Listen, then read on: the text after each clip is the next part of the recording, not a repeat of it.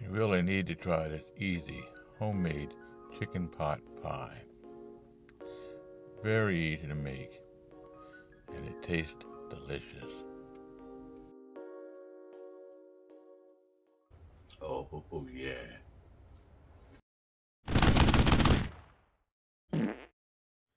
My God, what did you eat?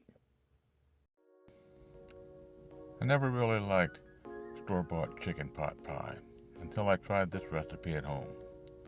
It's so easy to make. The hardest part was boiling the chicken and peeling it away from the bones. After that, you just season it with the appropriate seasoning. If you have some leftover chicken, you don't even have to worry about seasoning it, you just peel it away from the bone. Then you take some frozen mixed vegetables, add that to your chicken, you stir that up, and you add some cheese. Now my favorite cheese is always cheddar or sharp cheddar cheese. I just love the taste of sharp cheddar cheese.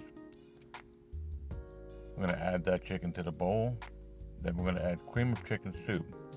I added the cream of chicken soup after I mixed it in the bowl because, well, that makes cleanup a little easier. I don't have that messy gravy cleanup off the bowl at the end. Add a little extra cheese on the top. And for a topping, I crushed some Ritz crackers and spread that over the top. Into the oven at 350 for half an hour. Out of the oven and enjoy.